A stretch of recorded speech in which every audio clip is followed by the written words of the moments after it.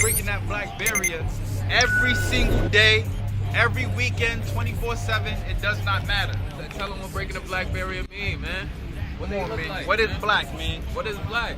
Copper Color Productions, man. Huh? The Copper Color King, King Cash, Morals and Money, man. Let's get it. Black King, stand up for understand what black is. It's the essence, it's the culture. We've been on this earth, you heard? The Bronx was called for Apache. Huh? The Bronx was called for Apache, man. Oh, last breed, bro. We bringing it back, last breed. Really forever flying in this bitch, man. For the ancestors, baby. For all the ancestors out there, baby.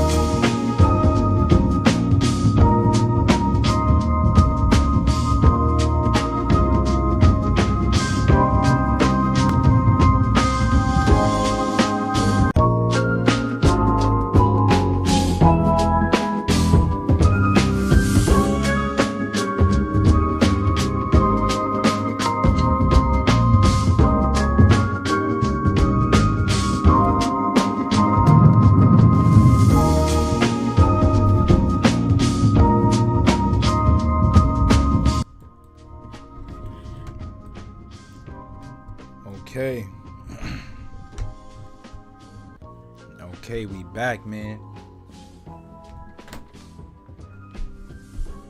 Copper Color King, we back in this bad boy with some more good content, man. We back with some more the Mongol and Tarter invasion of America. And I've been doing a lot of reading recently, and I've learned a lot. And a lot of this information, I gotta say, man, mind-boggling, mind-blowing. It's crazy to believe it, to even think about it. You know, this is some of the things that make history a part of what it is today. You know, like, we have this idea or theory that we supposed to believe what history tells us, but history tells us nothing but lies. You know, it's all cover-ups. It's all cover-ups. Like, you know, like how Native Americans are all the Aboriginal people of America, right? these Siberians, the Aboriginal people of America. One of the biggest lies told to us throughout history till this day. I could bet my bottom dollar on that. You see, what we learned from these last readings that we've been doing is that, in fact, these folks that we know as Native Americans, or these Incas, or these Aztecs, these aren't the Aboriginal people of America. That's one. Number two, there's many references on the land that we live on today that point in the direction of these people being invaders from overseas. You know, we all know that America, ancient America, is the true old world. There were people here dwelling long before any Aztec, any Incan, right? Any of the 5 civilized tribes. There were people dwelling here long before. We learned from the Mound Builders book that, like I said, we had a Neolithic period here in America. We had a Paleolithic period here in America. But they do not teach us about that. Why? Well, that would mean that there was civilization here in America. That wouldn't make this the new world.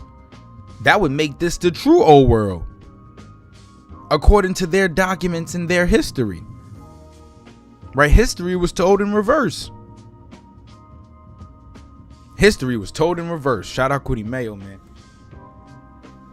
So real quick, I just want to introduce this live stream to y'all and what we really gonna be talking about today. You know, what we going into today. What's the hot topic? You know, what's the hot topic? Like I said, we talking about the Mongol invasion of the Americas. That's the hot topic. We going back into this book, ladies and gents. And it's a good one too. It's a real good one. I love it. I'm not even gonna lie, I love it. You know, I've been learning so much. It taught me so much, right? Like about the true name of Mexico, right? Mexico is known as Anahuac. Anahuac. That's the term, if I'm not mistaken. I've also learned that the Aztecs, they came over here to the Americas with 6 other tribes, right? And they came over here from a land known as Aztlan, Aztlan, Aztlan, something like that. We're going to get into it much later. Right, like I said, we learned about them being sun and moon worshipers. We've also learned, too, it's so funny, they make mentions of this tribe called the Chichimeck. The Chichimeck. And from reading the history of the Choctaw, Chickasaw, and the Natchez book, we learned that the Choctaw and Chickasaw tribes derive from a tribe that migrated north from Mexico known as the Chocomoc or the Chichimequa. You know, we're gonna have to go back into it, man. But that's much later in this book, man. We done read through like about 8 chapters already. We 400 pages in. We locked in.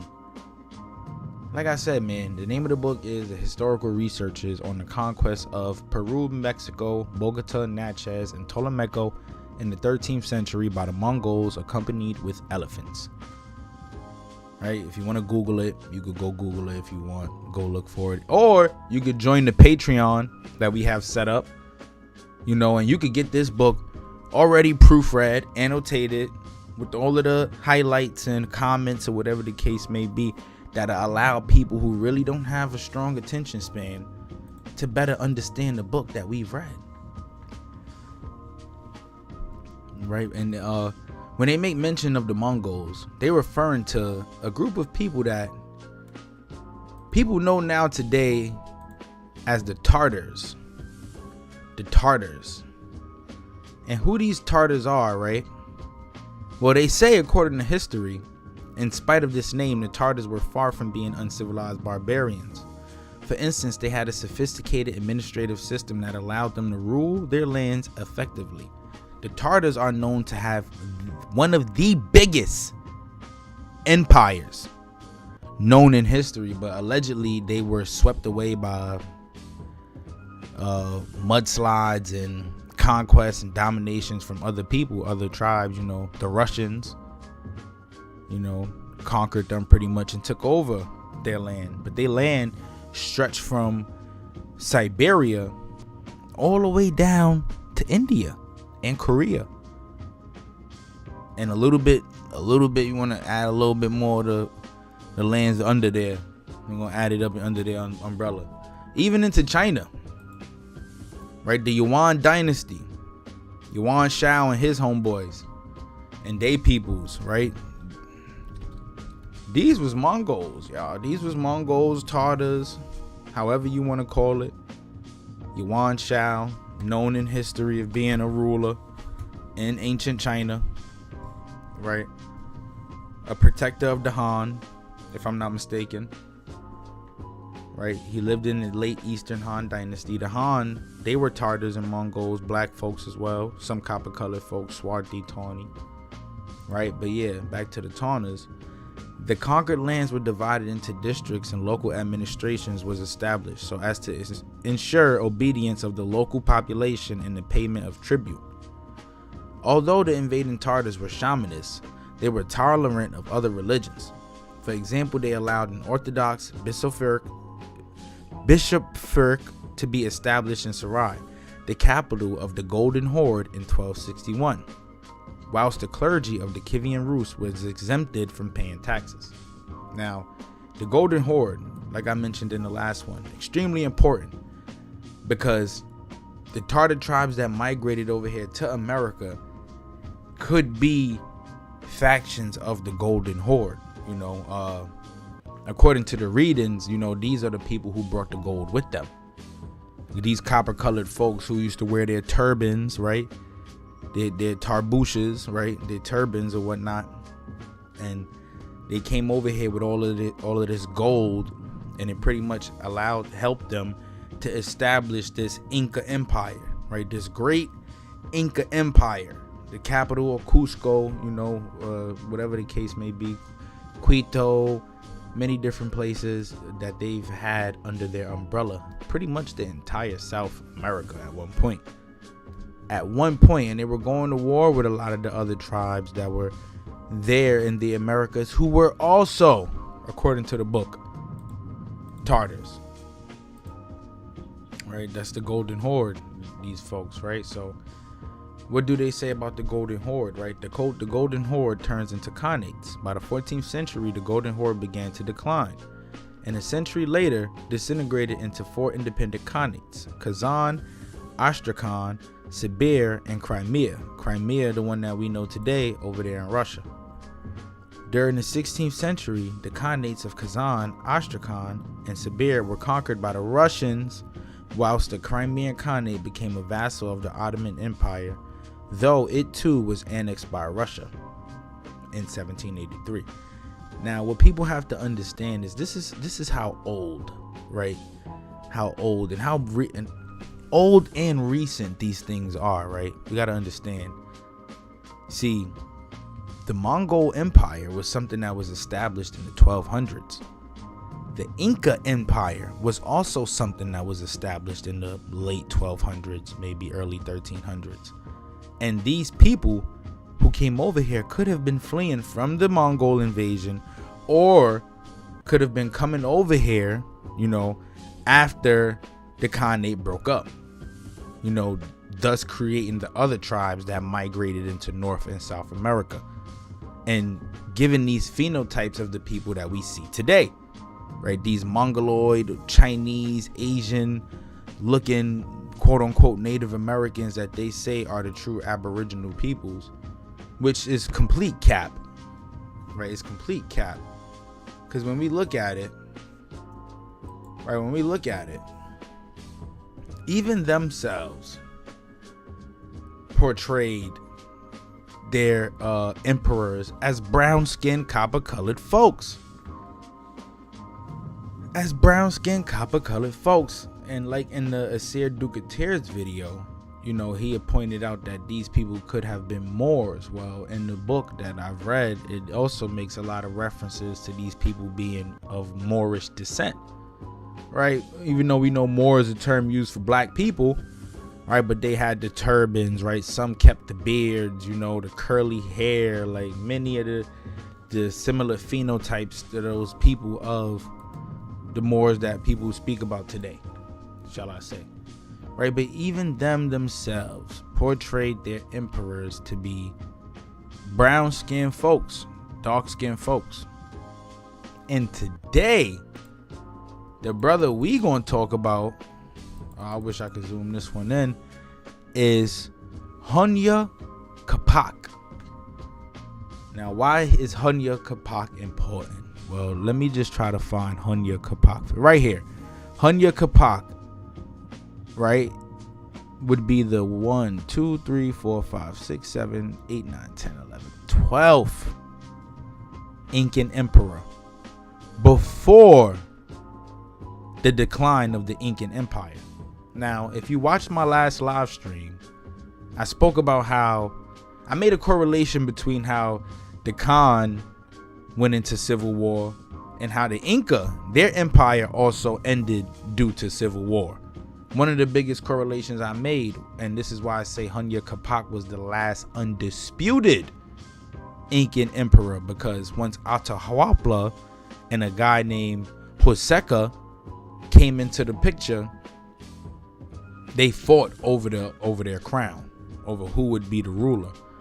And around this time, they have already made contact with the Spaniards coming from Mexico, right? Because they discovered Mexico first. The Spaniards discovered Mexico first and made their way to South America after.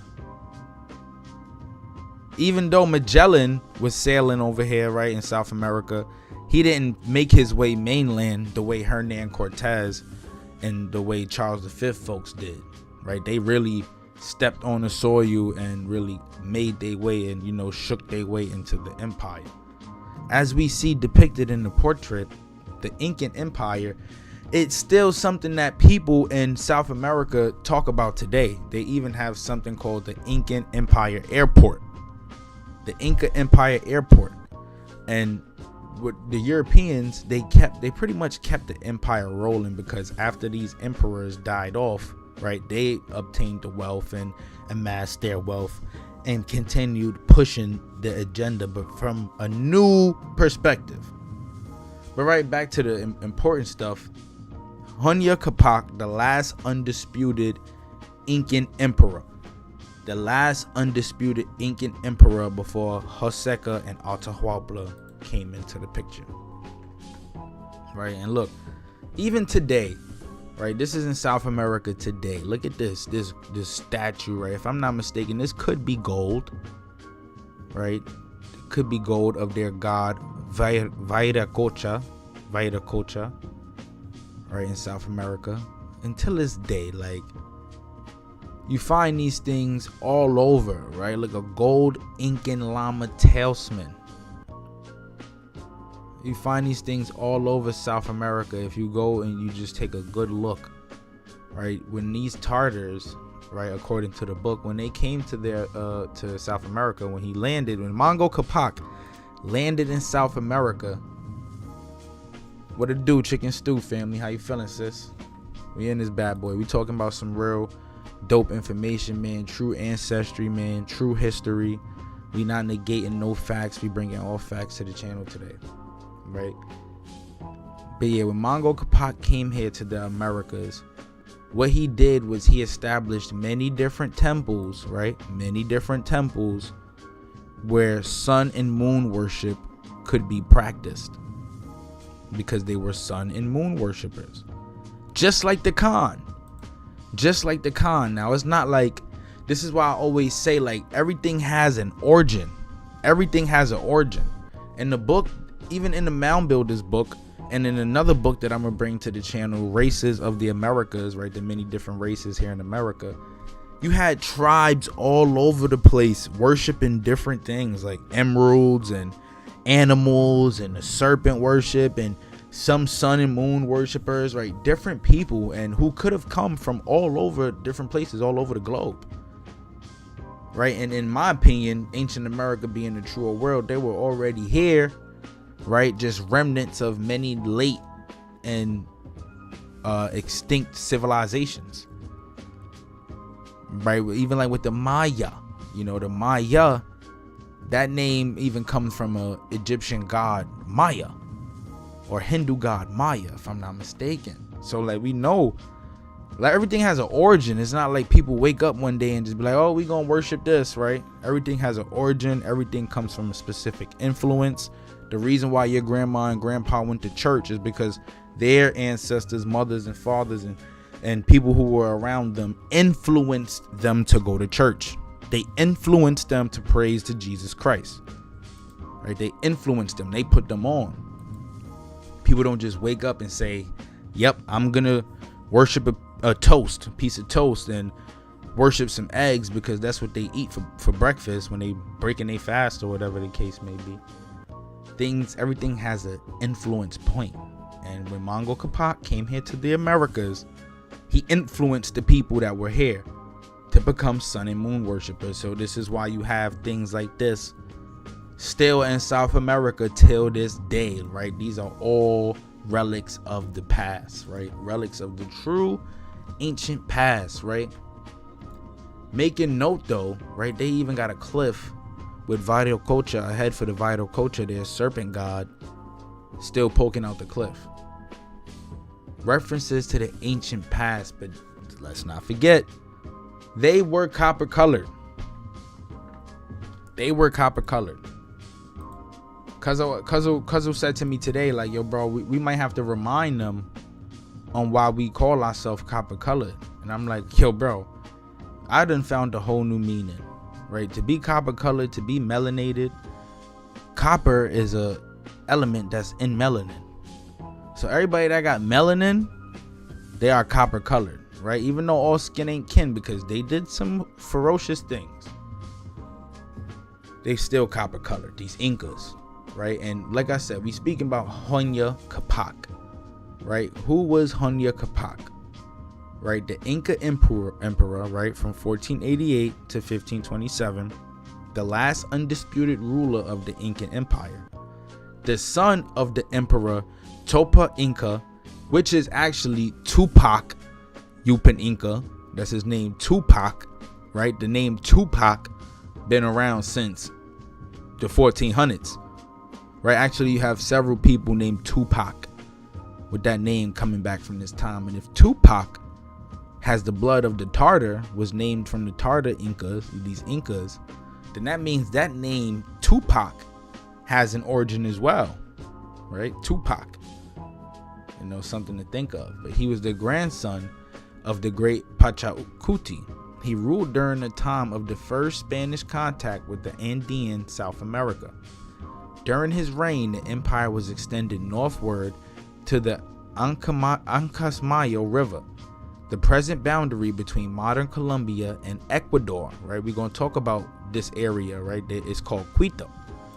Although the extent of Huayna Capac's conquests were substantially less than those of his father and grandfather, they took much longer. He was absent from the capital at Cusco for nearly 20 years. His prolonged absence and his preference for maintaining his royal court in the city of Quito, far to the north of the imperial capital, eventually generated a schism within the Inca state. Generated a schism, a divide, right? Last undisputed ruler, it generated a divide. So this is what basically some of the things that rolled over into Honseca and Atahualpa beefing, right? Huayna Capac died suddenly during the Great Plagues brought to the New World by the Europeans. His presumptive heir, Ninan Kuyuchi, also died about the same time, leaving the succession unclear. As a result, two of Huayna Capac's sons, Huascar, who was in Cusco, and Atahualpa, who had been with his father in the north, initiated the civil war that greatly weakened the empire just prior to its conquest by Francisco Pizarro, a Charles V dick rider. Ooh, I didn't say that just now, did I? Sorry, I didn't mean to. Sorry, YouTube. Sorry, I'm just speaking facts. I'm just speaking facts. Just other men rolling with another man's ambition. They have no drive of their own. But yeah, this is who Huayna Capac was. And like I said, he had 2 sons. And when their sons was involved, the Inca Empire pretty much broke into a civil war, and it decimated the entire empire from that point forward. Right, that was the end of the reign of the copper-colored Inca. Right, and Quito is basically a city and a capital of Ecuador. It is situated on the lower slopes of the volcano Pichincha, which last erupted in 1666 in a narrow Andean valley at an elevation of 9,350 feet. Right? The area was a market center and political frontier before its conquest by the Inca Empire. It was a market center and political frontier before its conquest by the Inca Empire. Before. So whatever tribe, right, we're going to learn about, as in a book, lived in Quito before the Inca, they already had some type of government popping. And all the Inca did was just came in and stole it. See, what we learned is that many of these Tartarian or Mongol-like tribes that came here to the Americas, they were fighting and beefing with each other. Fighting and beefing with each other all day. All damn day. Right? With nothing else better to do other than to invade and conquer each other's land. This is why I always say, like, these is Japhetic children. Japhetic children. They don't want peace. They just want war. There's no way that we could even believe now that the Inca is the mother culture of South America or of Peru. They can't tell us that in the history books no more. It's not true. It's not true. It's not true. All they did when they came over here was they brought whatever violence they were running from with them and initiated more violence here in America. And not to say that they did it purposely, right? Because Mongol Capac's whole goal was to rule with an iron fist, right? Preserve the land, convert everybody to sun and moon worship, make sure everybody respect each other and they bathe and clean themselves, right? Ruling like a real Moor. Not gonna lie. He stopped people from eating each other.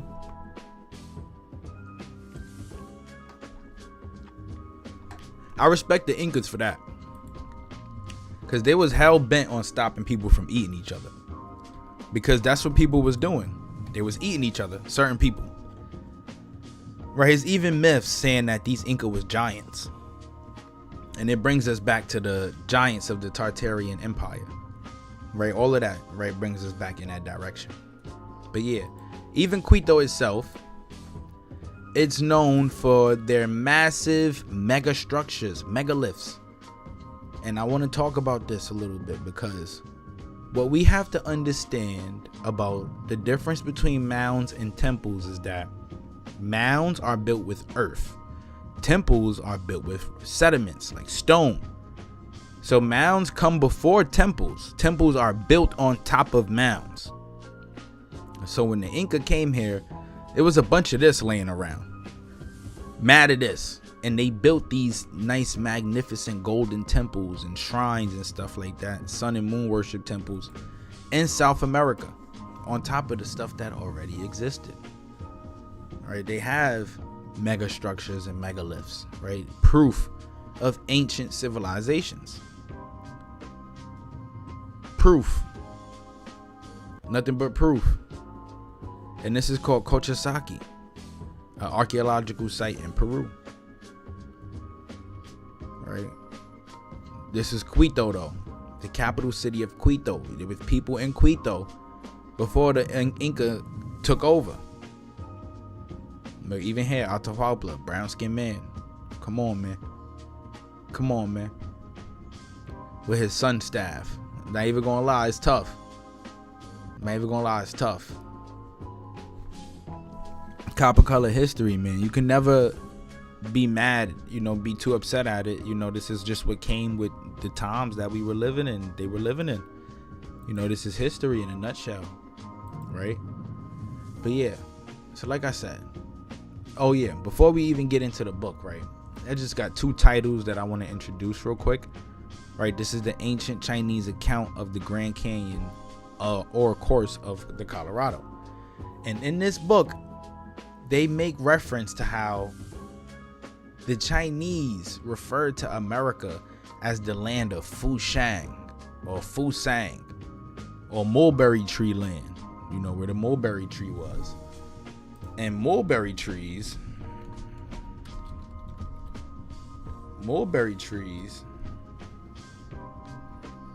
are all over.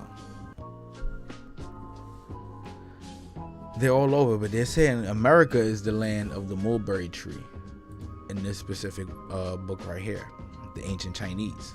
And what they say is, look, the ancient Mexicans likened North America to a tree, a stupendous mulberry tree planted in the land known to us today as South America. Ancient Mexicans, the Mexicans, are also folks that we could consider to be Tarters or Mongols. Right, we're gonna talk about them as we continue the series. Right, but they referred to America as a stupendous mulberry tree planted in the land known to us today as South America. Right, and then it says, like the Mexicans, the Chinese sages declare that there's an enormous tree or helpful sang tree in the eastern mulberry land 3,000 miles wide. East of China is America. Right, but look. See, Alaska, 10 suns, 10 moons. Sun and moonshine. More sun and moon worship. Right, but we're going to go into this one as we continue through the series, just to like make different correlations and references. I think it's going to be a really dope article, really dope book. I'm not even going front. I ain't even read into it yet, but we gonna see what's up with it. I ain't gonna lie. And then the other one, right, what I have here is the American Antiquities of the Western land, California, just the West. And what they make a comparison to is the wild sheep, right? Just listen to this. And this all has to do with migration. Wherever animals travel, domestication, people travel as well. Right, but it say wild sheep, undomesticated, of Oregon, Louisiana, California, and the Rocky Mountains, the same found in the north of Asia, may be remnants of the flocks of animal once domesticated all over these regions by those people and used for food. Domesticated. They found 2 different places. So why this is important is because it's like the same thing with the mammoth and the mastodon. Right, these Asiatic peoples came here to the Americas, man. There's no doubt about it. Right, we see these different references all over the book, all over books, different joints. Like, it's so crazy, man. We find them in mad different joints, but like I said, man, we about to jump into this bad boy. We on page 92. And as we just spoke about Huayna Capac, right, the son of Tupac, this Tupac's son, right? What does it say about him? It says Huayna Capac, the 12th Inca emperor, after the year of mourning had expired, set out to visit his dominions, and was everywhere received with triumphal arches and ways strewed with flowers. He had not proceeded far when, on hearing the joyful tidings of the birth of a son, he instantly returned to Cusco. After 20 days of every possible demonstration of joy, the emperor, wishing to signalize the day on which his first son was to receive his name, invented the famous golden chain, 700 feet in length, and was about as large as a man's wrist. My boy made a golden chain for the birth of his son that was 700 feet in length. A golden chain, right? These dudes, right, they had all the gold. Like I said, they was able to really do stuff like that. They was really able to do stuff like that. And that just is a testament to the amount of wealth that was out there, right? And it says in 2 years it was finished, and a fete was ordered to take place. The dancers, who consisted of all the royal princes and great persons at court, held this chain instead of taking each other by the hand as was usual. They advanced with gravity and solemn cadence, singing the praises of the Inca towards the throne where he was seated. Right, they can't find the chain. It's been secreted on the first arrival of the Spaniards. They hid the chain. The chain is hidden. I wonder if they found it till this day. That's homework for me, something to look into. A year after this solemnity, the emperor, who had almost been absent during the preparation of the chain, marched to Quito with 40,000 troops. On this journey, he chose as his mistress the eldest daughter of the late king of Quito, whom he took from the house of the Virgins of the Sun. This lady became mother of the famous Atahualpa and other sons. Right? So this conqueror, Huayna Capac, out here inventing golden chains, right? Golden chains. Obsessed with Quito, right? Took the daughter of the king of Quito. Like I said, it was already a tribe there. It was already peoples that they was warring with heavy. I mean heavy, like left and right. He took the daughter, and that daughter became the mother of the last questionable emperor of the Inca Empire, Atahualpa. Right, Joseca and Atahualpa had different mothers, and they were also born on two sides of the board, one Cusco and one Quito. What they say, after residing some time at Quito, the Inca departed in order to extend his conquest on the sea coast. He arrived at Trujillo, the boundary of his father's victories. He summoned the inhabitants of these parts, and they readily submitted to his mild government, as did also the people of Tumbes and several neighboring valleys. 2 years were employed in making the aqueducts and cultivating those provinces, building aqueducts, irrigations, water systems, right? This knowledge already coming from what was taught to him, passed down to him, right? The Mongol Capac and them, when they came over here, or when they landed here or came to America, right, they already had knowledge of how to construct these things, right? So that knowledge comes from an ancient source. And what we learning from that ancient source is that them folks could be Huns and Atolans and Chinese and Japanese and Koreans and Hindus and Mongols and mad different groups of people, like so many different groups of people, like. And it all ties us back, like I say, back to the Bible stories, the Japheth, the Shem, the Ham, and their descendants. Right? You know, the Huns are descendants of Japheth. Chinese are descendants of Japheth. And so are the Mongols. So could these Inca be Japheth's descendants? Or because they're Asiatic, my question is, could they be Shemitic? You know, I wouldn't even be able to bring it to any source because I ain't find out yet. But, what it say? They are unhealthy for strangers, one side being very hot and the other extremely cold. On this account, the Inca was obliged to recruit his forces 3 or 4 times. On his return to Quito, 2 more years would pass in embellishing that kingdom. He then, with 50,000 men, marched along the coast to the valley of Sulana, the part of the coast nearest to Tumbes. Of all the maritime people, these were the most voluptuous and debauched, even to the last degree of infamy. They wear upon their heads a covering, which they call a pilu, right? These Inca, they wear pilus.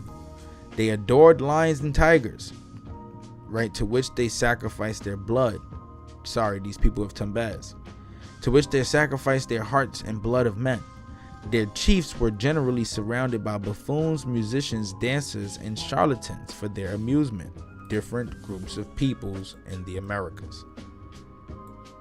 Right? But tigers and lions worship and hearts and blood and sacrifice and all of that stuff. That's crazy, right? All of that stuff has a source. Right? It all has a source. And then let's just see. Look what the footnotes say. The Mongols, Peruvians, and Mexicans all rigorously punished these infamous crimes with death. Right? They all punished stuff like this, right? They used punishing folks they came across in South America who was into this stuff, murking them, right? Because they didn't want people out here sacrificing other people like that, at least like that, right? Like so barbarously like that, or like viciously, you know. So what the Incas did was they like to keep it strictly religious, right? Strictly religious, like they still had some type of law. You know, there was law. There was common law within their empire. And this is why when they came across people who was into stuff like this, they killed them. They murked them. Right? Straight up. No hesitation. Right? But look, they were, however, honored by their subjects. They were, however, honored by their subjects and feared by their neighbors. They expressed themselves as having no other wish than submit to the power of the Inca as their sovereign. Their example was followed by others along that coast, and also by the Chiuvani Kinu, the Colanches, the Jaquals, the Jackals, and others that frontier, right? Different tribes over here, right? Different people submitting to the Inca rule. The emperor embellished Tumbes with a fine fortress, a temple of the sun, and a house for the chosen virgins, right? They would build a temple of the sun everywhere they went, just like the Mongols. Mongols built temples and Tartars built temples everywhere they went. Everywhere they dominated, and after their conquest, they built some type of temple for the people to worship, right? Because when they dominated, they also assimilated these peoples under their religious banner, and sometimes that was by choice. Speaking of these folks though, the Jackals, right? The Jackals. No, that's an interesting one, something that's worth looking into. Right, but the Inca then proceeded to punish the nation of Huayna Vilaca, Puerto Viejo, who had massacred the establishment sent to govern them by the deceased emperor, his father. He pardoned the common people, but the ambassadors, captains, and chiefs who had deceived his majesty were decimated and put to death, by which proceeding the Inca proved that public justice and not personal revenge actuated him. The other principal instigators and their progeny were punished by having 2 front teeth drawn out of each jaw. Savage.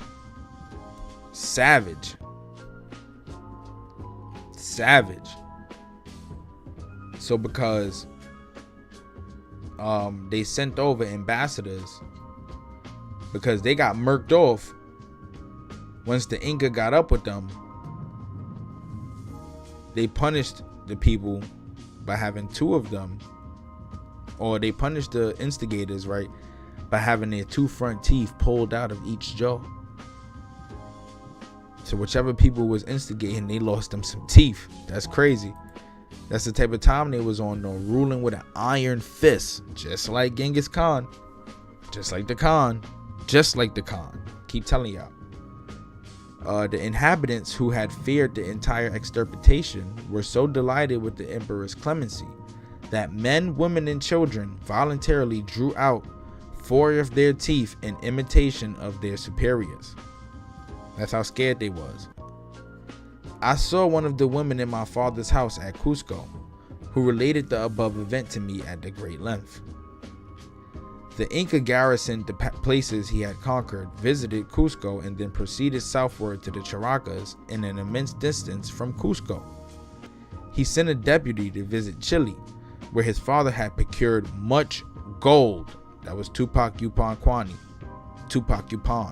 his gold. He procured mad gold. So either he found the gold or they brought it over there. But whatever this means, if he found the gold, that means the people of Chile had an extensive amount of gold, because after Tupac picked up on this gold, they amassed a lot of wealth, built temples all over the place and golden shrines everywhere. And like I showed y'all, you can find these things down there till this day. I did the research.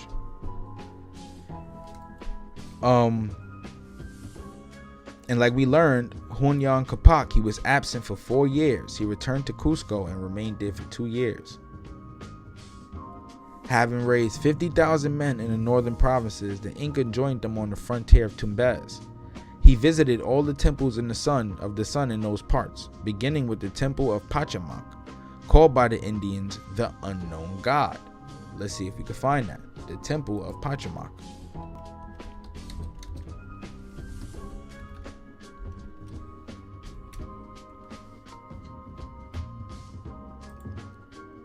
Temple of Pachamac, archaeological site in Peru. All right, they got some facts on it. What it say? It's a large pre-Columbian ruin located in the Lurin Valley on the central coast of present-day Peru. The earliest major occupation and construction of Pachacamac dates to the early intermediate period, into a culture generally known as the early Lima Maranga interlocking style. So these are the people who existed there before the arrival of the Inca, the Maranga. The terrace adobe pyramid and temple known as the Temple of Pachamac belongs to this time and culture, and Pachamac's fame as the seat of an oracle probably began in the early intermediate period. What are they saying? So they saying this temple belongs to the people who were there from 200 BC to 600 AD. That's not time of the Inca. That's not time of the Inca. And to be even more factual, right? To be even more factual, these people look like this.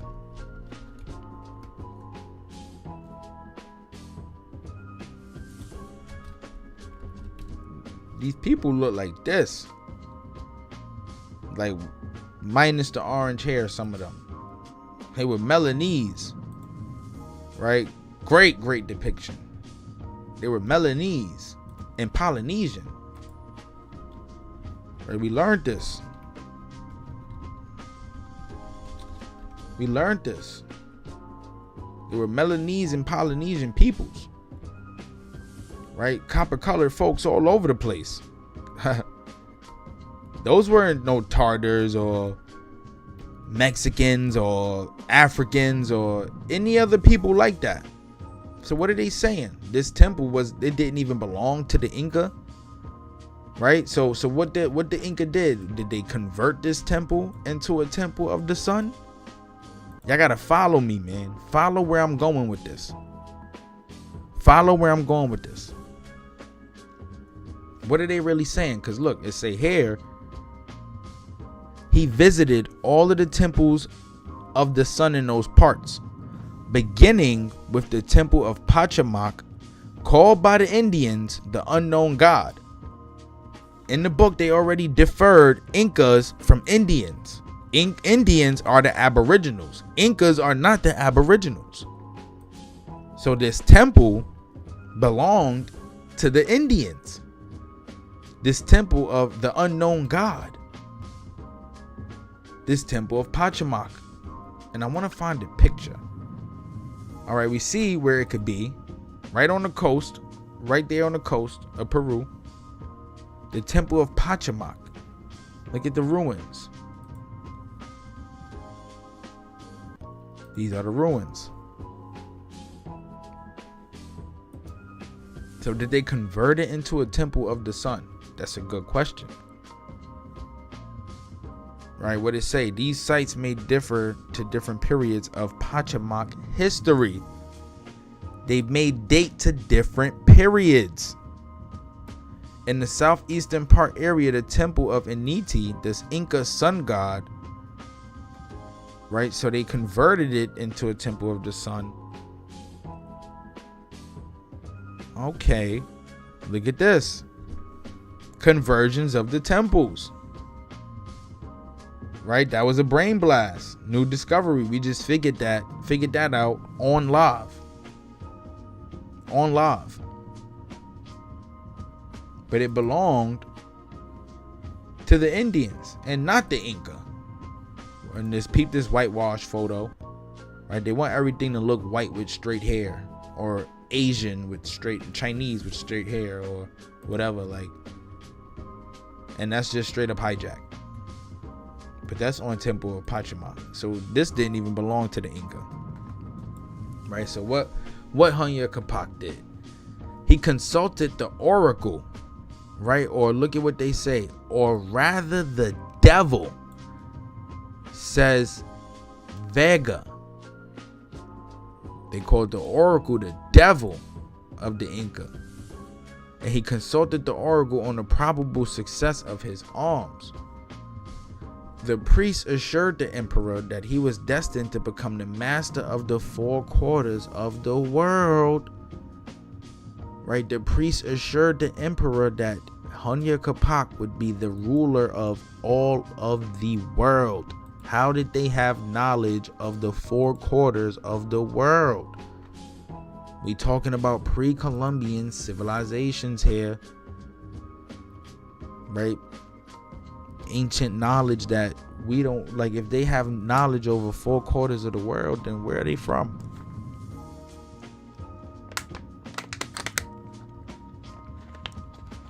Y'all get where we going? Where are they from?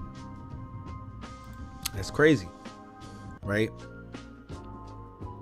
On arriving in the valley of Rimac, he consulted the famous speaking statue, whose reply was satisfactory.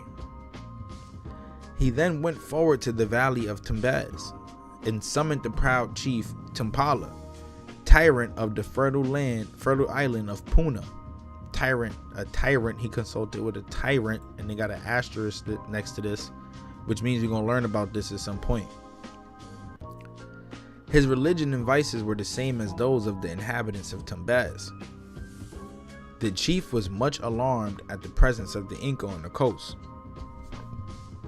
He represented to his chief subjects that they were required to give up their ancient liberty and customs, and that their property would be seized, and their wives and daughters, in consequence of their beauty, would be taken from them, and they would all be reduced to slavery.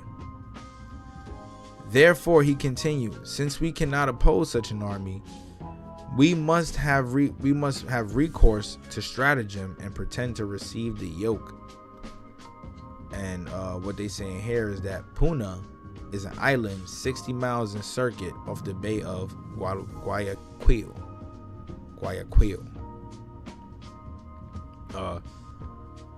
The cacique sent presents to the Inca, charging his ambassador to submit all demands and humbly to supplicate his majesty to honor his new subjects with his loyal presence, the greatest favor to which they could aspire. The Inca, being satisfied with the representations of the ambassador, crossed over to Puna, where he was solemnly received with dancing and songs in his praise. He was lodged in an apartment built expressly for his reception. His Majesty labored to reform his new subjects here and on the coast, requiring them to no longer sacrifice men, nor to eat human flesh, and to abandon their shocking vices under pain of death, to which they all assented. Again, here we have it. Telling the people that if you guys continue eating people, we gonna have to kill y'all.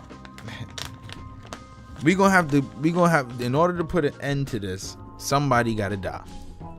Cause y'all gotta stop eating people.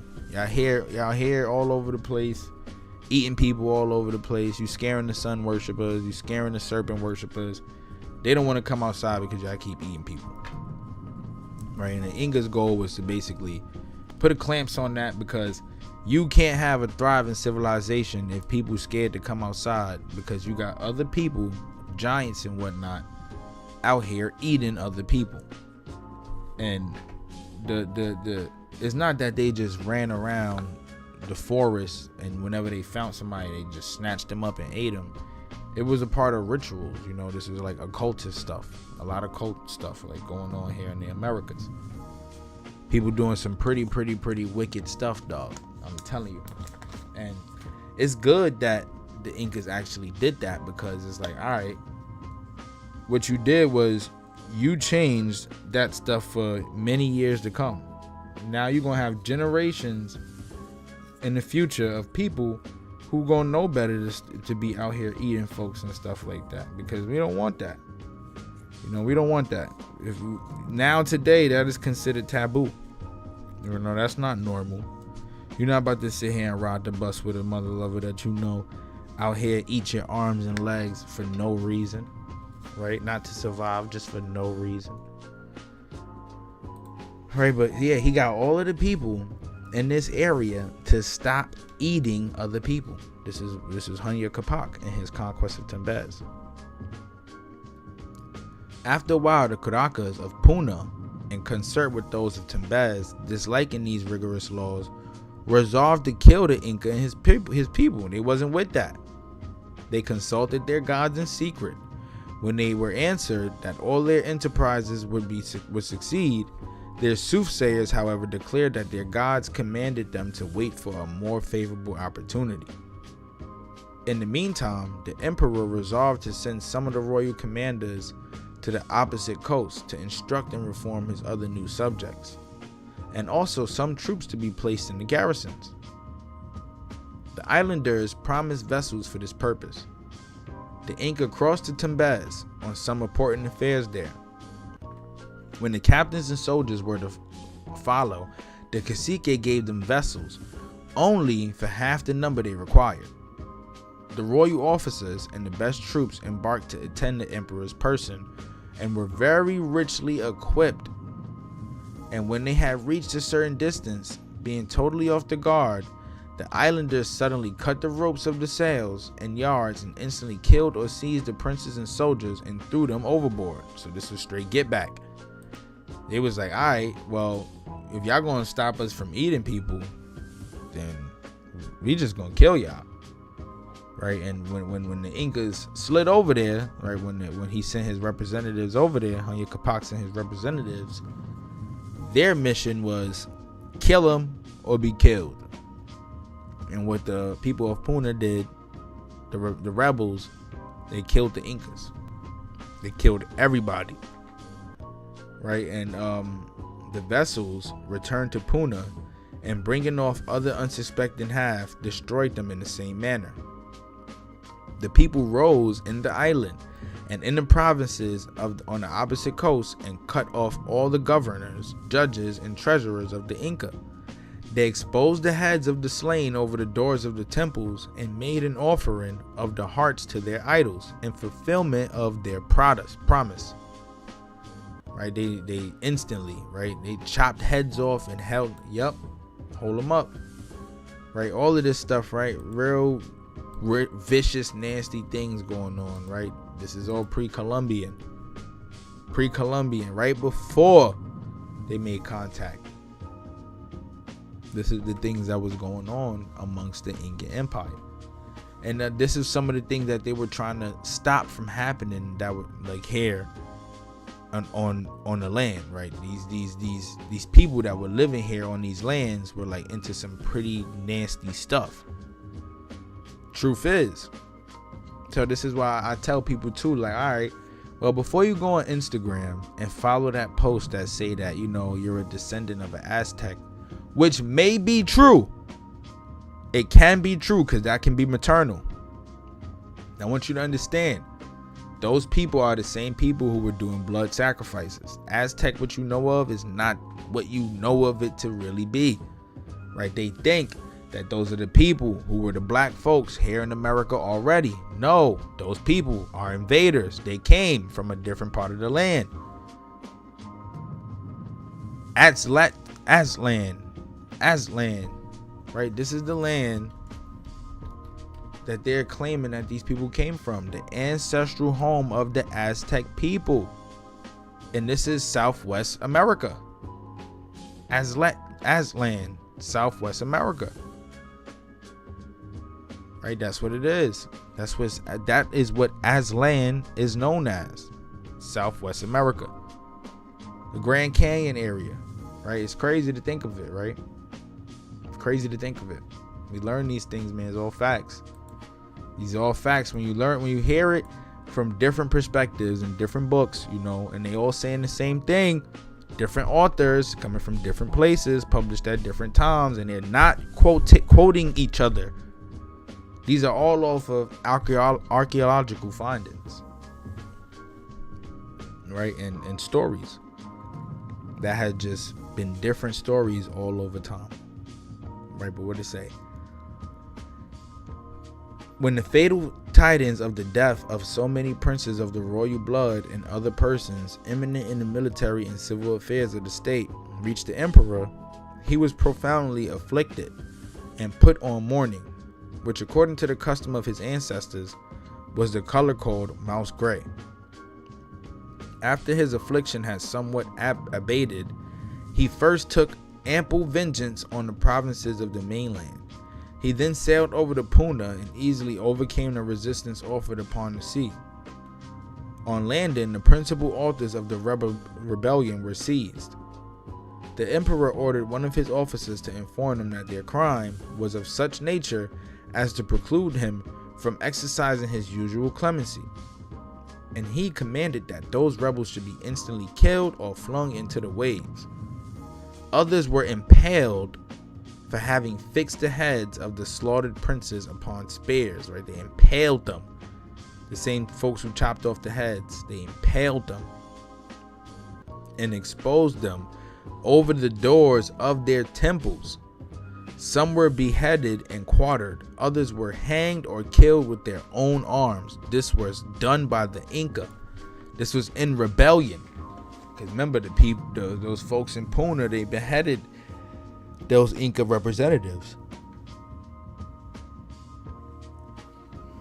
And the Inca got back, and you know, their ways of get back, man, this is crazy stuff. That's why I always say this type of stuff is stemmed from somewhere. And according to my research, I know of many different tribes and peoples to be doing stuff like that over there in the European world, in the Asian, in the Chinese world.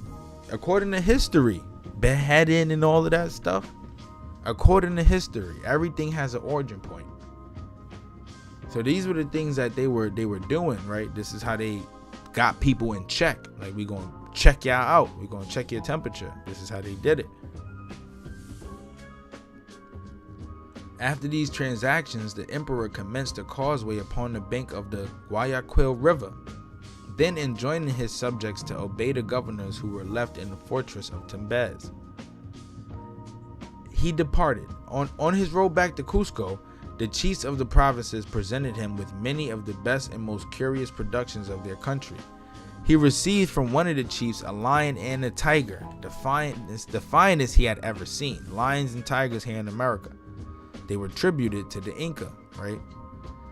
They were in love with lions and tigers, right? Who else was in love with lions and tigers, right?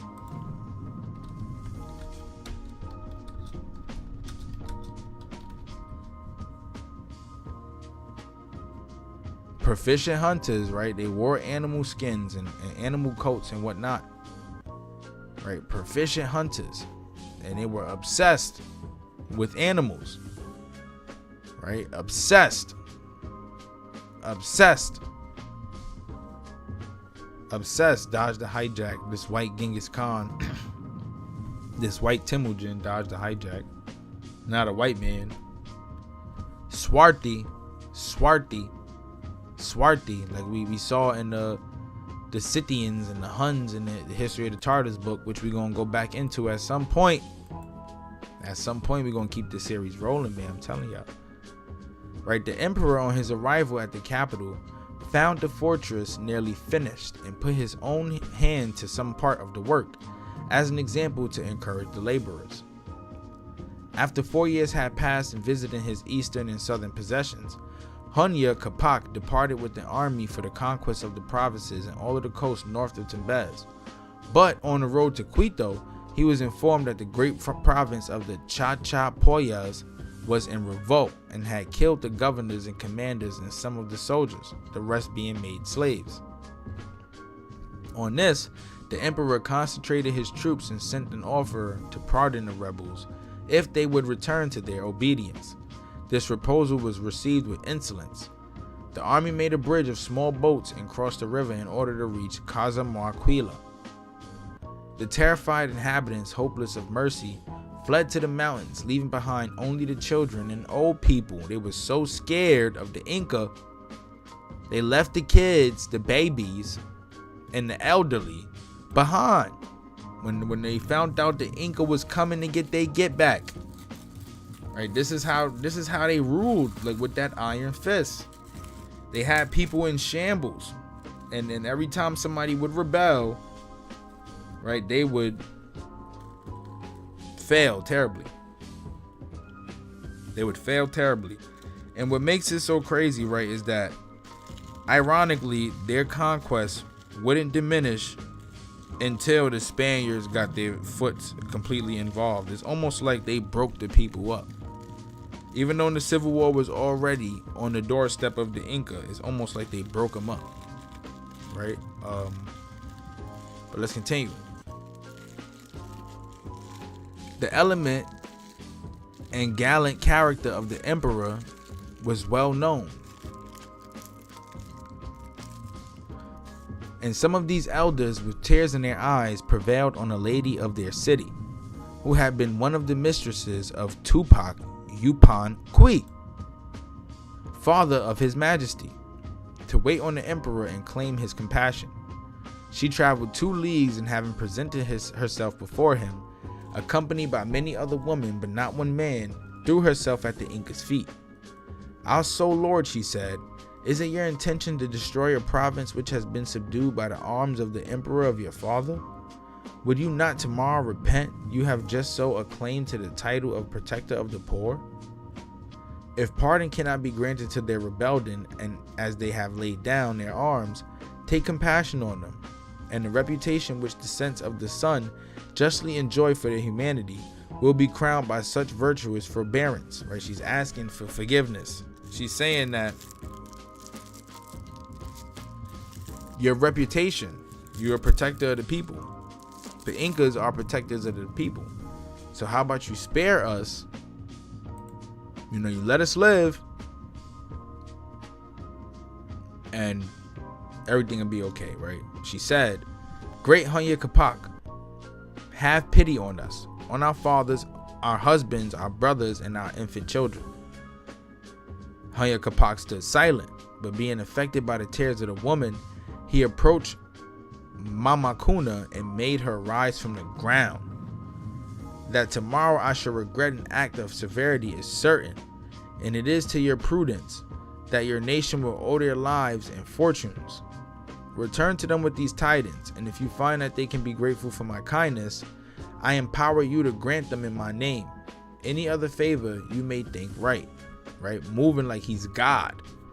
Right? This is why that sun and moon worship stuff is crazy, because according to the sun and moon worship, Mongol Capac said he was a child of the sun, basically saying he's Jesus Christ. Right? Easter, Ishtar, and all of that, all the correlations all over the place, man. But basically saying he's the son of God. He's the living embodiment of the son of God, which means everyone who came after him will treat themselves as gods. Right? This is blasphemy at its finest. Right? Because there's no man who can be God. We are made in the image, but we are not gods. That's impossible. That's impossible.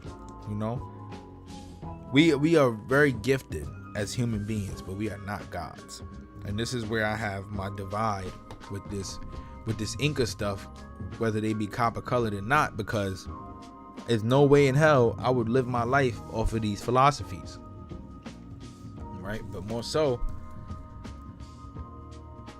what he said: As a proof of my sincerity, you shall be accompanied back to your town by 4 Incas, who are your own sons and are my brothers, attended only by a few officers proper to be reestablished order, but not by any soldiers. The Chachapoyas were so sensibly affected at this unexpected mercy that they environed the spot where the emperor had received his mother-in-law with a triple wall. The inner one was of beautiful stone, the outer one of brick. There are fragments now visible, and these walls would have lasted for ages had not foreigners, says Vega, demolished them in hopes of finding hidden treasures. So they basically had a Great Wall of China here in Americas. Not as long, but super thick. Pause.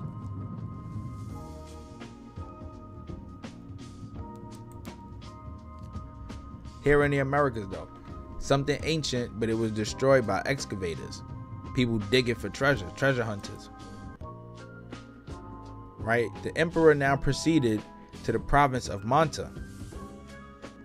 The natives observed the same customs as their neighbors, but in the capital Manta, they worship an emerald about the size of an egg of an ostrich. Right? This is the egg of an ostrich. I had to really look at it. I'm like, Jesus Christ, right? They worship an emerald the size of an egg of an ostrich. So that was a pretty big emerald. But worshiping an emerald is crazy.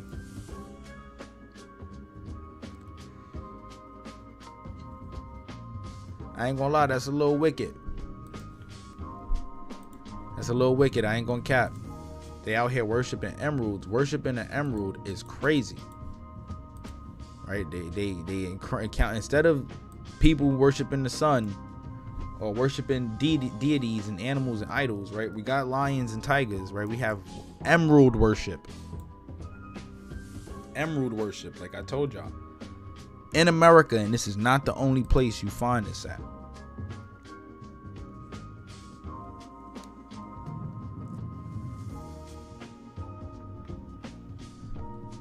The natives offered many things to this deity, particularly small emeralds.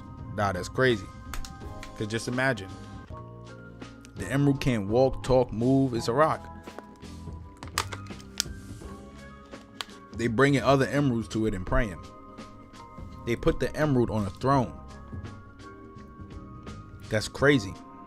That's idol worship at its finest, right? That's like worshiping gold and jewelry and stuff like that, and commodities, and not of the Most High. But it's here in America though.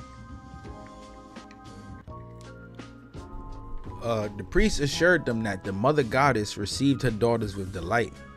They, however, kept these stones for themselves, a doctrine founded on their avarice. These emeralds fell into the possession of Don Pedro Alvarado, of the father of Vega, and all others who broke most of them up upon an anvil, deeming those which would not bear the blow of the hammer to not be genuine. So they destroyed these emeralds. The Spaniards, they destroyed them technically. No one ever knew what became of the large one. This province submitted, and also that of Carawenque, inhabited by very brutish people. Proceeding northward, the natives were found to be so savage and even so much more brutal than the preceding, that the Inca did not care to waste his time in aiding their country to his empire, or adding their country to his empire, sorry. After a year passed in surveying the provinces on his journey, the emperor arrived at Cusco to celebrate the Raymi, or principal feast of the sun, which lasted 9 days. A Raymi, a principal feast of the sun. It lasted 9 days. Look at that. Stuff that these Incas was doing. Very religious, like I said. While the emperor was for the last time visiting some of his provinces, he received intelligence that some of the Carenques, who had never with goodwill submitted to the change of their religion and ancient customs, had revolted and massacred their governors, offering their heads, hearts, and blood to their idols, and that they had devoured the flesh of the slain. Ew. Right? Doing this in rebellion to the Inca. right? And this is why the Incas was murking all of them folks off, because what are you doing? What are you doing? Why? Who, what, when, where, why, and how is the question. Their heads, hearts, and blood to the idols, and they devoured the flesh. Ew. Right? The Inca was horror struck at this outrage, right? It sounds like something out of a horror movie. And marched against the rebels. The deputy, who was sent forward to demand an explanation and to offer pardon on a suitable acknowledgement of their atrocious conduct, was glad to be able to return to the camp. He had been received in so insulting a manner. The army marched forward, and the Carenques defended the files and mountains in the most obstinate manner. The slaughter was great, and many prisoners was taken and put to death, and a severe example to the latest posterity. Thus about 20,000 had fallen, and their bodies were thrown into a lake, which from that event is called Yahura Kocha, or the Lake of Blood. More stuff to look up. The Yagru Kocha, the Quicha Yawa Blood Quacha Lake, Blood Lake, and is in Peru, located in the Cajamarca region. Right, what they got for us? Right there in Peru. Right there in Peru. The Lake of Blood. Now, what I'm trying to see is it red? Oh, that probably not even it. Yeah, it's probably not even it. But they threw their bodies into the lake, and then the lake got a name called Lake of Blood that exists until today. So for those who didn't know the backstory on that, there you go. You just learned something new. If you are from Peru, translate this into Spanish or whatever language people speaking nowadays over there. Right. The emperor returned to Cusco, deeply afflicted at the terrible necessity which had constrained him to deviate from his own natural feelings and the well-known clemency of his ancestors. His Majesty on his late expeditions had always been accompanied by Atahualpa, which was his son by the daughter of the King of Quito, if y'all don't remember, right? This youth was remarkable for his bravery, good sense, and fine person. This is why he was a candidate to be an emperor. He was the idol of his father, who would willingly have made him sole heir of the whole empire, who would willingly, right? So if it was up to Huayna Capac, Atahualpa would have been the emperor, not Joseca. And we're gonna do that. We're gonna cover that story in the next one. In this state of mind, the emperor sent for his legitimate heir, Joseca Inca, and in the presence of his other sons and in the great persons of his suite, he presented to Joseca that he was quite aware of his right, according to the laws of Mongol Capac, which had hitherto been observed to the kingdom of Quito, and the rest of the vast conquest which had been achieved. So Joseca, his legitimate heir, he in the presence of his other son,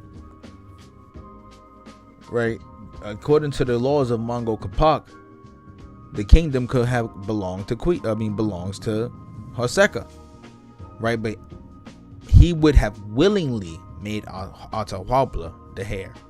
But according to Mongol Capac, right, the laws of the bloodline, right, the laws of the bloodline having to, the Inca royalty has to be according to the bloodline, just like the Khan, right, the sons, the heirs.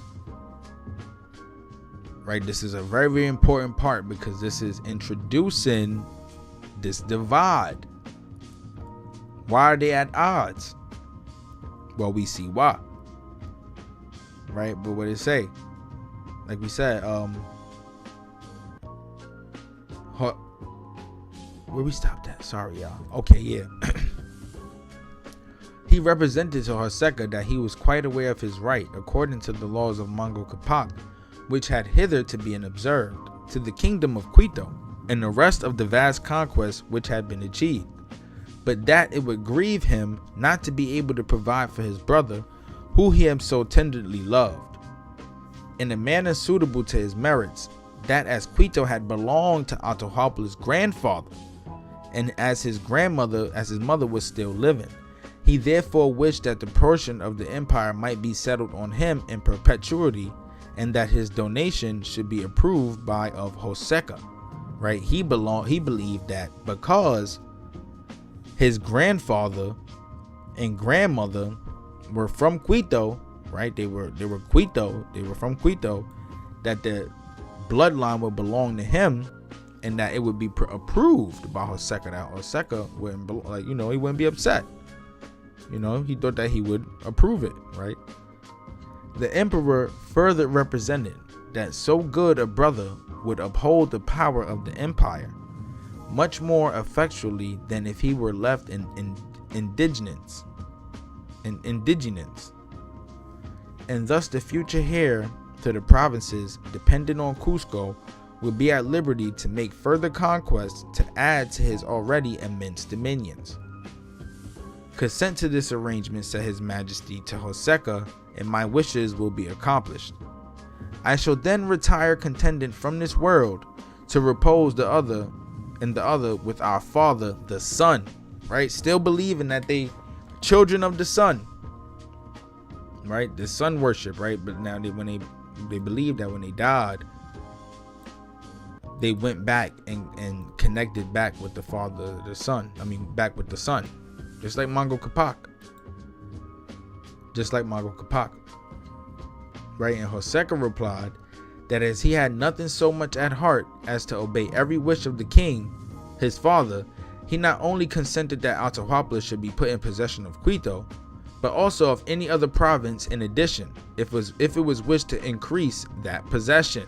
Ooh, here we go, big drop. Joseca basically was like, all right, well, Atahualpa, he could rule Quito, and he could rule any other province in addition if he wanted to increase his possessions, right? But not Cusco. Now, and let's remember also, Huayna Capac was obsessed with Quito. He spent more time in Quito and building Quito than he did with Cusco.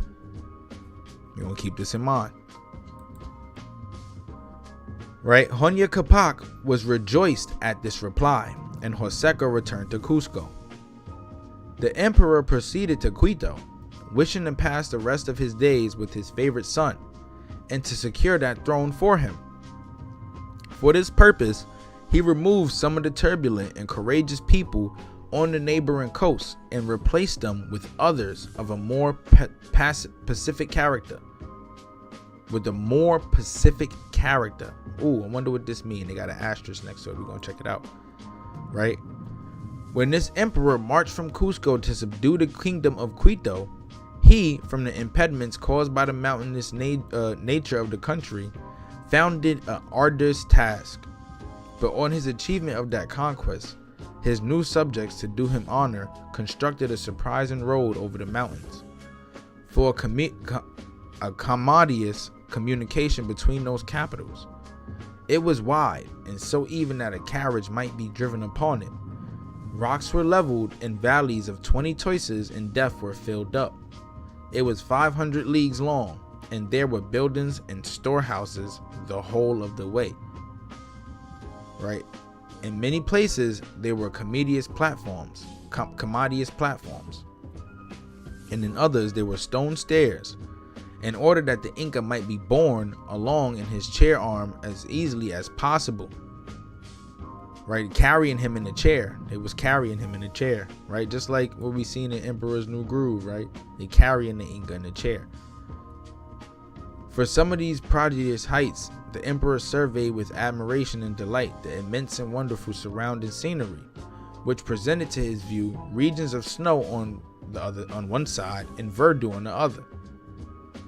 During the wars with the Spaniards, the road has been much destroyed in order to render the passes as difficult as possible. We found at heights surpassing the peak of Tenerife, the magnificent remains of the road constructed by the Incas. They even knew how to build roads, right? They built roads over mountains, right? That allowed them to sightsee, right? You could only sightsee, right, from high points, right? From peaks. They were able to see the mountainous regions where the snow was, right? And everything else that was grassland. Right? They were architects, right? And this architecture dates back to this Tarter. I'm not gonna spell the word wrong, but whatever. Right? The architecture of the Tartars, right? Builders for 500 years. Right? But according to history, right, it was destroyed by mud floods. But they knew how to build. They were builders. So in order to build a roadway, right, that's probably hidden now, right? They built a roadway to stretch that long and to shoot over mountains. You had to be expert builders, right? Expert builders. They even have a lot of this Tartarian correlations over here in North America with the mound builders. And we're going to get into that. Right? Listen to what they say. This causeway, lined with free stone, may be compared with the finest Roman roads I have seen in Italy, France, or Spain. It keeps a straight direction for 6,000 or 8,000 meters.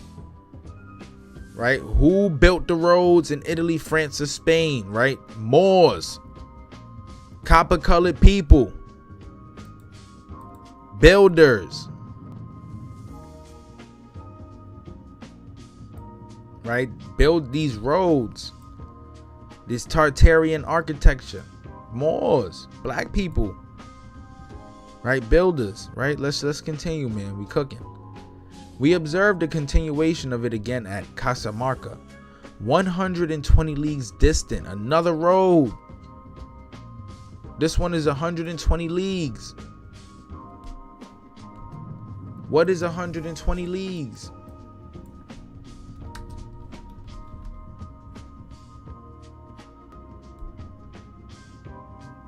All right, what is it? Somebody, if y'all could drop it in the comments, man, let me know. I'm not going to spend too much time trying to figure that out. But 120 leagues, B, that's like they builders, man. This is crazy. Right? Like I said, it's constant connections back to these Tartarian empires. And if we want to take it there, right, back to the Japhetic, Hamitic, and Shemitic tribes.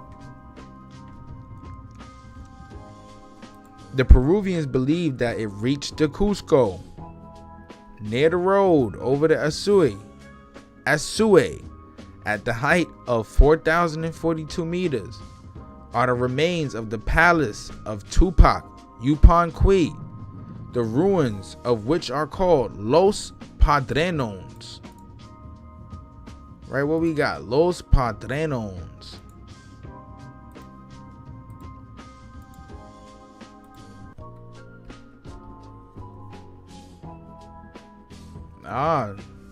Ruins of Capac, Yupanqui's temple.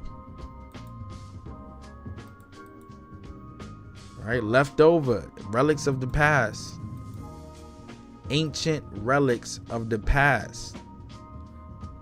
Incan administrative center. This is where the administration was. Los Predones. Right, the palace of Capac Yupanqui. On the Inca's second visit, a road was constructed through the flat country, marked out by posts over the sands, the salt flats, and through the valleys leveled for that purpose. It was planted with fruit trees and walled in some places, and was 40 feet in breadth.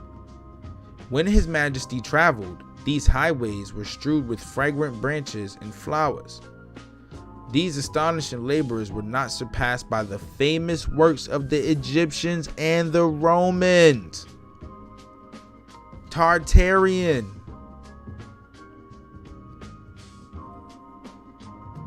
They were not surpassed by the Egyptians and Romans. They did not surpass it. Here in America.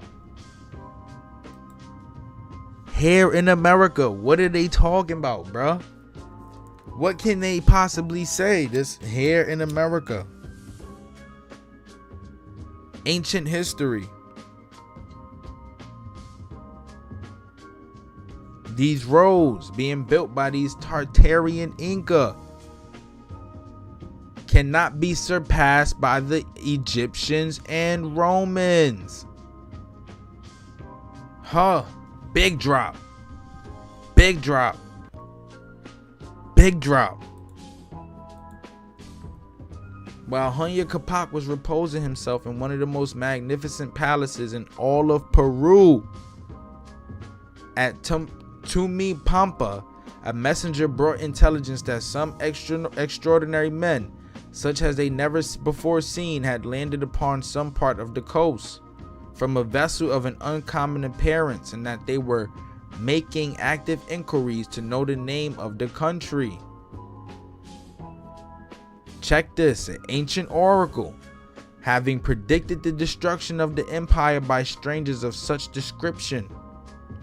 The emperor was too much alarmed to think of further conquest, and to add to his uneasiness, 3 years before this event, during the celebration of the Feast of the Sun at Cusco, a large eagle had been pursued and harassed by 5 or 6 small falcons and as many waterfowls till they tore and disabled him to that degree that he fell as if for succor in a great square in the midst of the Incas.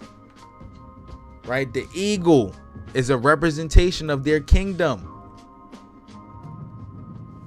The eagle, the griffin, right? Look, a griffin.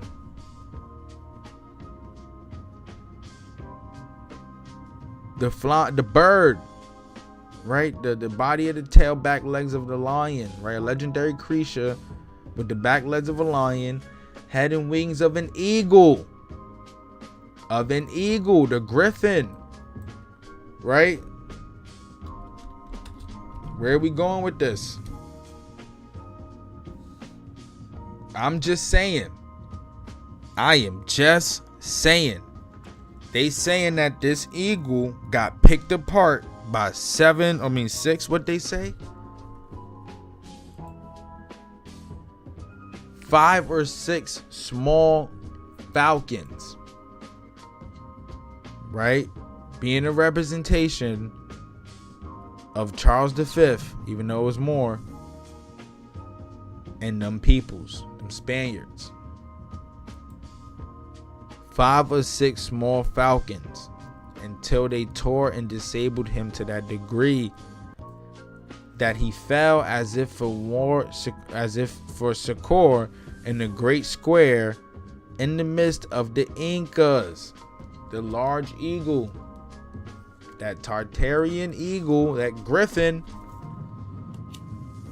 right? This takes us back to Queen Khalifa too, right? For those who don't know.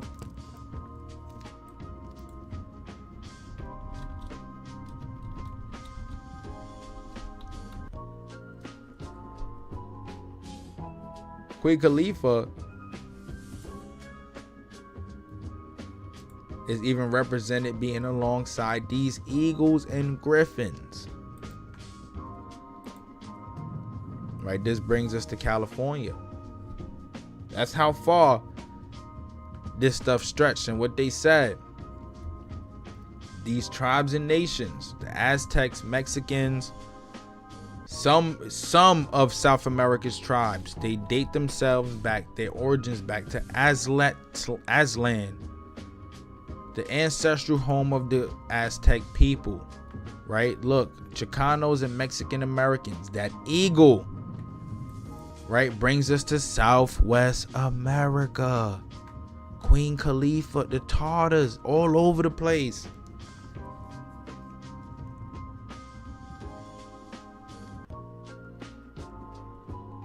Ancient America, the true old world. Now, could Aztlan, or however you pronounce it, Shalom Shabbat, family. Shalom Shabbat. And I hope you had a good Saturday too, brother. I know it's Sunday, but I hope you had a beautiful Saturday. You know, that's the Lord's day. Saturday is the Lord's day, the Sabbath, right? But yeah, Southwest California, the American Southwest, Aztlan, however you pronounce it. The origin stories of the Mexicans, Aztecs, and several other tribes have them coming back from over there, which connects us back to Queen Khalifa and her griffin, which also brings us back to this eagle. So what do they mean? The eagle is being torn apart, a representation from their oracle. The eagle being a symbol, right? Look, they endeavored to cherish and nourish the eagle, but he died in a few days.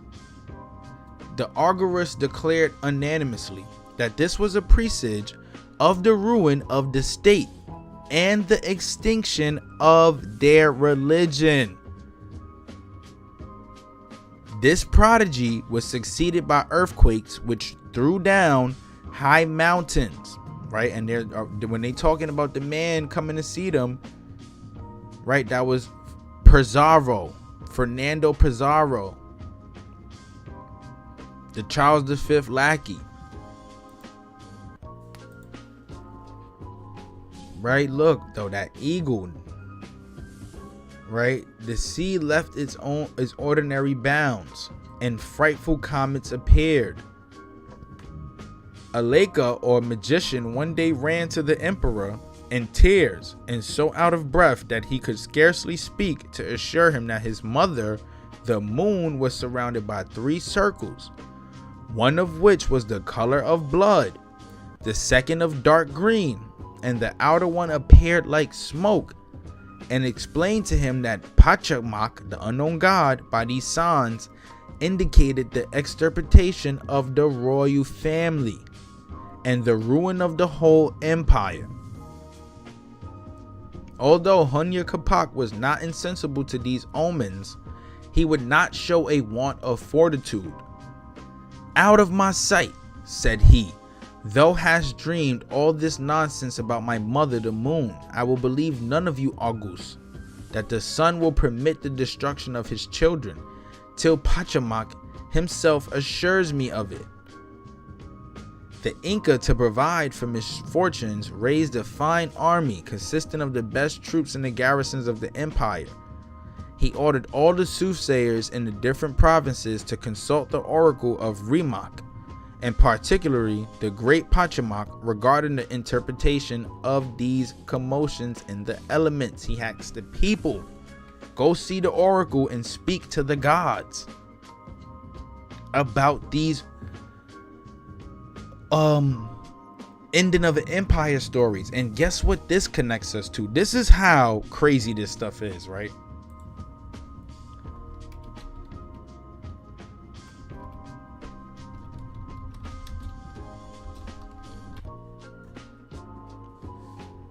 Right, when sorry, I put of the Norse. Right, when you learn about Norse mythology, right, Odin received a message from his oracles, and this is paganism. His oracles said that the empire would end whatnot and would be destroyed by a giant wolf, right? Fenrir. And he was hell bent on denying these conspiracies and whatnot. And this is like paganism, right? These are the similarities of paganism. So basically, you could say that Capac and Odin, these stories connect. They connect, right? They connect. Odin in Norse mythology. Odin was the All-Father, right? And what they say, Yggdrasil, the world tree, he went to the Yggdrasil and he sacrificed an eye, something like this. He lost his eye. He sacrificed an eye for wisdom and knowledge so that he can know how to prevent the destruction of his people. Right? Look, he quenched his thirst for wisdom. It stems from Ragnarok. Nordic tribes held the belief that the universe went through a cycle of birth, death, and rebirth. Ragnarok symbolized the end of the cycle of time. It was considered the doom of the gods, a time when the Norse gods, including Odin, would be consumed by chaos. Right? He had a Odin Ragnarok vision told to him by the oracles. That's how similar this stuff is. Right? And then what else? His Majesty, being at Quito, took the pleasure of bathing in the lake, but he had scarcely come out of it when he was seized with a shivering fit, which was succeeded by a burning fever, and he was soon convinced that it would prove mortal. The Inca had been extremely alarmed by the appearance of a comet of green color, besides which his house had been struck by lightning. The priest, the philosopher, and the magicians were certain that the destruction was at hand, but would not alarm the public mind with these direful tidings. The Inca, finding himself near his last hour, commanded his family and all of the great officers of the state to come into his presence. The sun, he said, revealed to me that I should be called from the lake to repose in heaven. Right? They believed the comets foretold the death of kings and the destructions of empires. A Ragnarok revelation. Right? He said, after I am dead, I desire that my body may be opened, as is customary, and that my heart and entrails may be deposited in my beloved city of Quito. He wanted his body, his blood put into the city. Right? He was obsessed with Quito.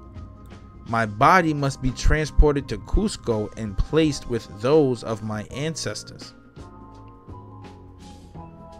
Then, addressing the royal family, above all other considerations, said the dying monarch, regard the care of Atahualpa as the most sacred. Atahualpa, the most sacred. Remember I said this.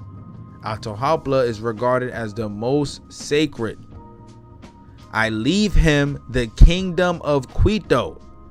Obey him in all things, for he will command you in nothing but what I have revealed to him by the order of the Son, our Father. He left the kingdom of Quito in the hands of Atahualpa, whose family is from Quito. Right? And he left behind Huayna Capac 200 sons and daughters. Right? Who could be many people could be ancestors of this bloodline. Many people, right? This is why I say be careful what you share on Instagram, because you wouldn't know, right? Because history has been told in reverse and they've left so much stuff out. So yeah, you could say you could be a descendant of a Tarter, of an Inca. Is a possibility. A lot of people, for that matter,